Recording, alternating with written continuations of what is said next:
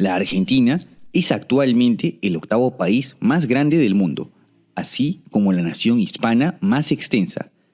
Sin embargo, tras su nacimiento como Estado independiente, ocupaba únicamente este territorio, lo que lo convierte en el país de la región que más se ha extendido.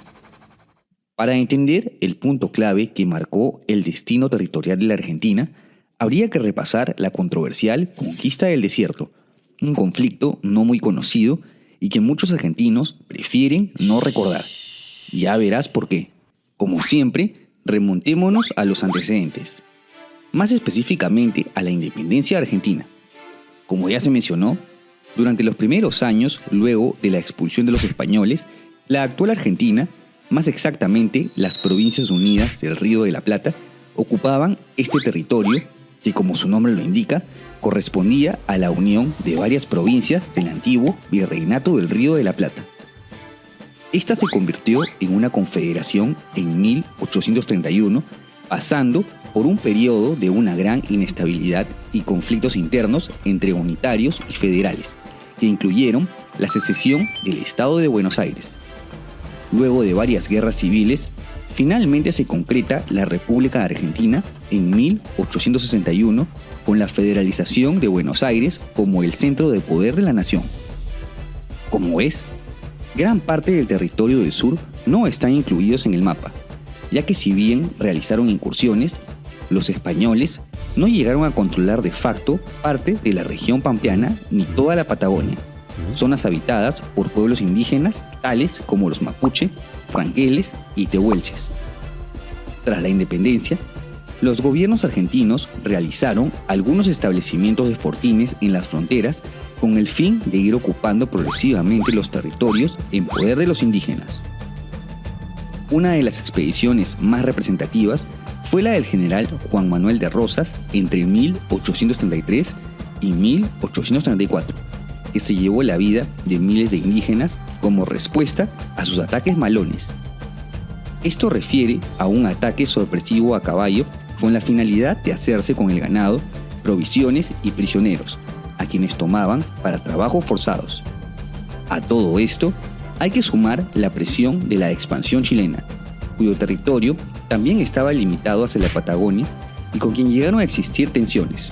Adelantándonos un poco, estas se calmaron en 1881, cuando ambos países delimitan las fronteras de manera favorable para Argentina, ya que existía el riesgo de que este último se ponga del lado de los aliados durante la Guerra del Pacífico, en ese entonces en curso.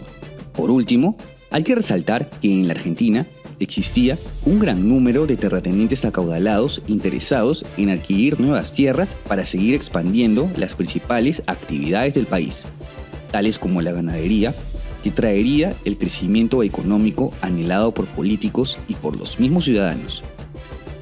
Con todos estos elementos, la expansión se hacía cada vez más inminente. Es así que en 1875, el entonces ministro de Guerra, Adolfo Alsina, propone un plan de ocupación pacífica, llegando a firmar un tratado con el cacique pampeano Juan José Catriel, quien, lejos de cumplirlo, atacó poco después varias localidades bonaerenses para saquear el ganado. Esto fue en una alianza con el cacique mapuche Manuel Namuncurá, quien a la larga se convertiría en una de las figuras más importantes de la resistencia indígena. Es así que Alsina comienza la construcción de líneas defensivas como la denominada Zanja de Alsina, para evitar los malones. Importante resaltar que ante las crecientes tensiones entre argentinos e indígenas, había algunos que optaban por apoyar al gobierno criollo, especialmente aquellos que intercambiaban su trabajo por comida y refugio. En 1877, Alsina muere por una enfermedad y es relevado por Julio Argentino Roca como ministro de Defensa. El nuevo encargado del conflicto creía que la única solución era subyugar, expulsar o asimilar en lugar de solo contenerlos. Por tal motivo, presenta un proyecto de incursiones militares a las que denominó como la Conquista del Desierto, iniciada desde 1878. Roca consigue la aprobación del Ejecutivo para la inversión en armamento bélico, tecnología que ponía en una gran desventaja a los pueblos originarios. Es así que con 6.000 soldados y unos 1.000 indígenas aliados emprenden la campaña hacia el sur, atacando primero los asentamientos adyacentes a la Zanja de Alcina. Ya en 1879, las tropas argentinas alcanzan la isla de Choele Choel, capturando a más de 15.000 indígenas y expulsando a la resistencia más allá del Río Negro. Comienza así la campaña al Neuquén, en donde siguieron demostrando una amplia superioridad ante los indígenas.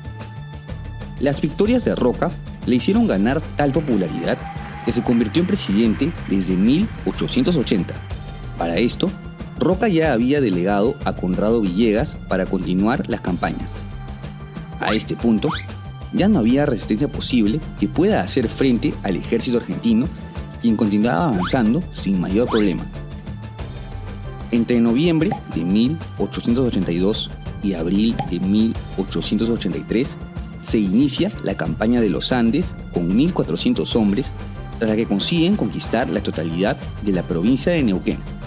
Tras esto, solo quedaban unas cuantas campañas finales que incluyeron la ocupación del valle inferior del río Chubut entre noviembre de 1883 y enero de 1884, en donde existían grupos menores que fueron vencidos fácilmente con tan solo 100 soldados. La conquista del desierto se había concretado exitosamente.